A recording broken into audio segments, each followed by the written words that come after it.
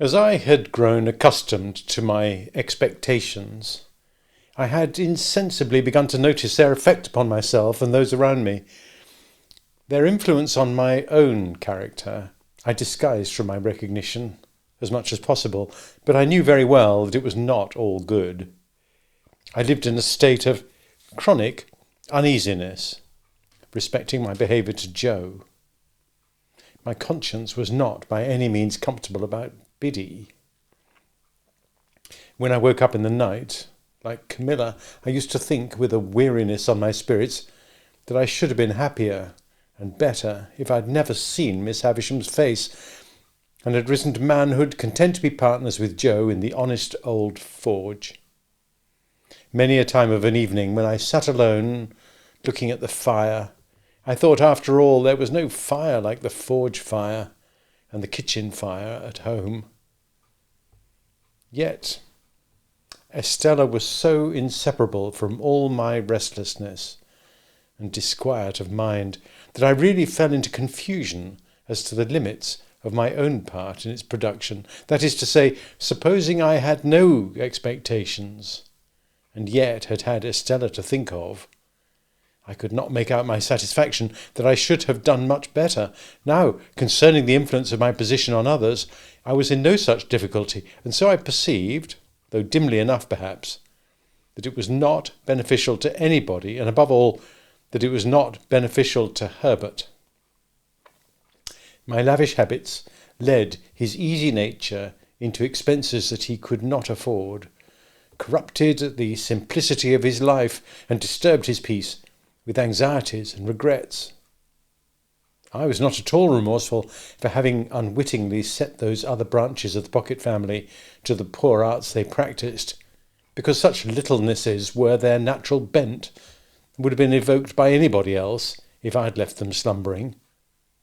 But Herbert's was a very different case, and it often caused me a twinge to think that I had done him evil service in crowding his sparely furnished chambers with incongruous upholstery work and placing the canary-breasted Avenger at his disposal. So now, in an infallible way of making little ease great ease, I began to contract a quantity of debt.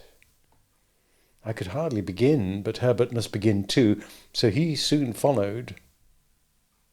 At Startop's suggestion, we put ourselves down for election into a club called the Finches of the Grove, the object of which institution I've never divined, if it were not that the members should dine expensively once a fortnight, to quarrel among themselves as much as possible after dinner, and to cause 6 waiters to get drunk on the stairs. I know that these gratifying social ends were so invariably accomplished that Herbert and I understood nothing else to be referred to in the first standing toast of the society, which ran, "Gentlemen, may the present promotion of good feeling ever reign predominant among the Finches of the Grove." The Finches spent their money foolishly. The hotel we dined at was in Covent Garden. The first Finch I saw when I had the honour of joining the Grove was Bentley Drummle, at that time floundering about town in a cab of his own and doing a great deal of damage to the posts at the street corners.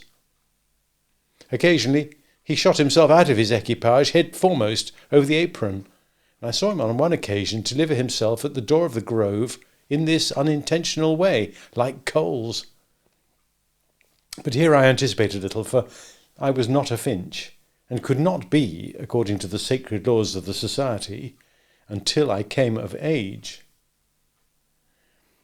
In my confidence in my own resources, I would willingly have taken Herbert's expenses on myself, but Herbert was proud, and I could make no such proposal to him, so he got into difficulties in every direction, and continued to look about him. When we gradually fell into keeping late hours and late company, I noticed that he looked about him with a desponding eye at breakfast time.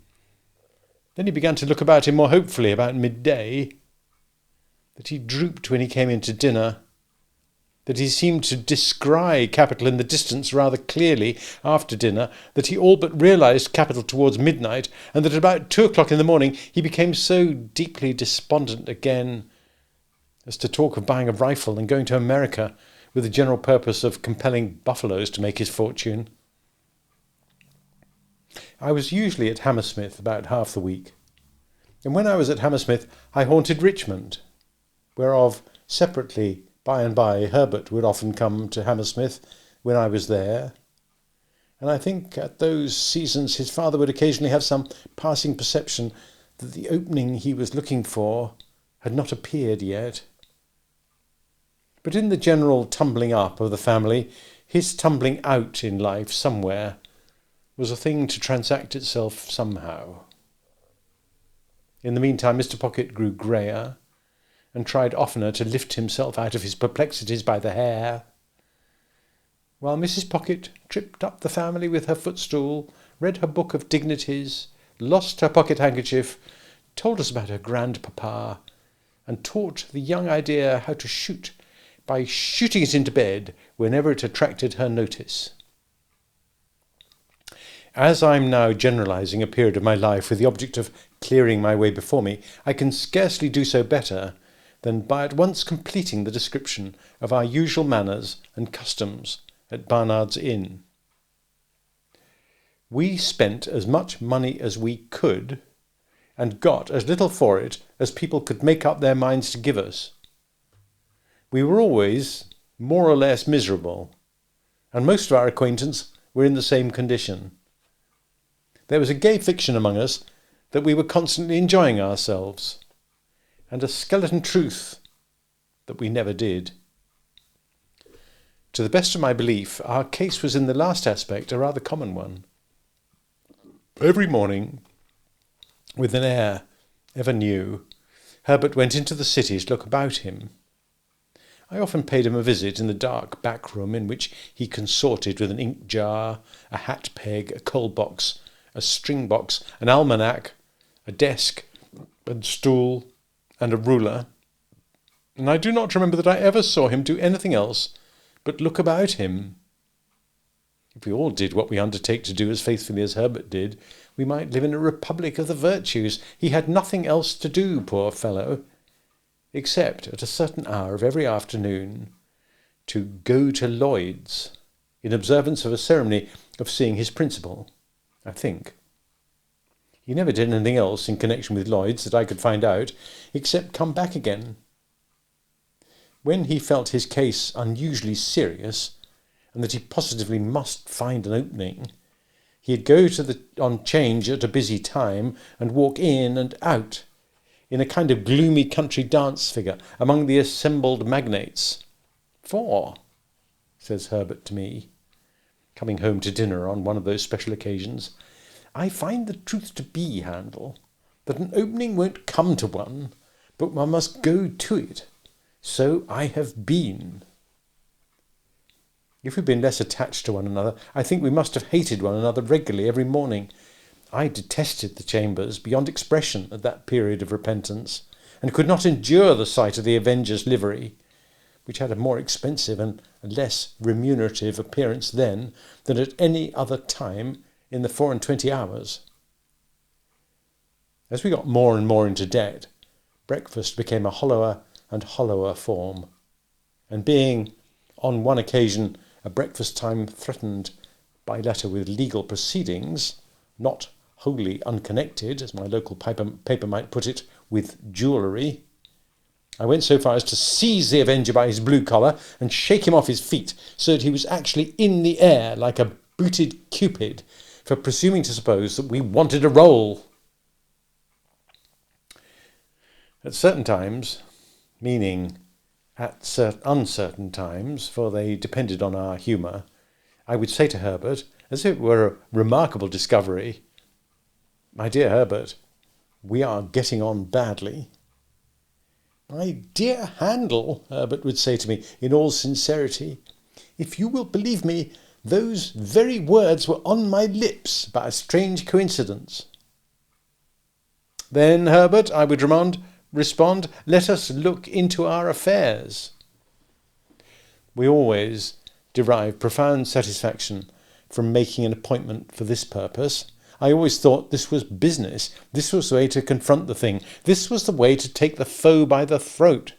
and I know Herbert thought so too. We ordered something rather special for dinner, with a bottle of something similarly out of the common way, in order that our minds might be fortified for the occasion. We might come well up to the mark. Dinner over, we produced a bundle of pens, a copious supply of ink, and a goodly show of writing and blotting paper, for there was something very comfortable in having plenty of stationery. I'd then take a sheet of paper and write across the top of it in a neat hand the heading Memorandum of Pip's Debts, with Barnard's Inn and the date very carefully added. Herbert would also take a sheet of paper and write across it with similar formalities Memorandum of Herbert's Debts. Each of us would then refer to a confused heap of papers at his side, which had been thrown into drawers, worn into holes in pockets, half burnt in lighting candles, stuck for weeks into the looking-glass and otherwise damaged. The sound of our pens going refreshed us exceedingly, insomuch as I sometimes found it difficult to distinguish between this edifying business proceeding and actually paying the money. In point of meritorious character, the two things seemed about equal. When we had written a little while, I'd ask Herbert how he got on. Herbert probably would have been scratching his head in a most rueful manner at the sight of his accumulating figures. "They're mounting up, Handel," Herbert would say. "Upon my life, they're mounting up." "Be firm, Herbert," I'd retort, plying my own pen with great assiduity. "Look the thing in the face. Look into your affairs. Stare them out of countenance." "So I would, Handel, only they're staring me out of countenance." However, my determined manner would have its effect, and Herbert would fall to work again. After a time he'd give up once more on the plea that he had not got Cobb's bill, or Lob's, or Nob's, as the case might be. "Then, Herbert, estimate it in round numbers and put it down." "What a fellow of resource you are!" my friend would reply with admiration. "Really, your business powers are very remarkable." I thought so too. I established with myself on these occasions the reputation of a first-rate man of business, prompt, decisive, energetic, clear, cool-headed. When I had got all my responsibilities down upon my list, I compared each with the bill and ticked it off.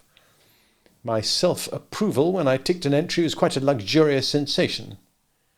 When I had no more ticks to make, I folded all my bills up uniformly, docketed each on the back, and tied the whole lot into a symmetrical bundle. And then I did the same for Herbert, who modestly said he had not the administrative genius, and I felt I had brought his affairs into focus for him. My business habits had one other bright feature, which I called leaving a margin. For example, supposing Herbert's debts to be £164 4 and twopence, I would say, "Leave a margin and put them down at 200. Or supposing my own to be 4 times as much, I'd leave a margin and put them down at 700. I had the highest opinion of the wisdom of this same margin, but I'm bound to acknowledge that on looking back I deem it to have been an expensive device, for we always ran into new debt immediately to the full extent of the margin, and sometimes, in the sense of freedom and solvency it imparted, got pretty far on into another margin.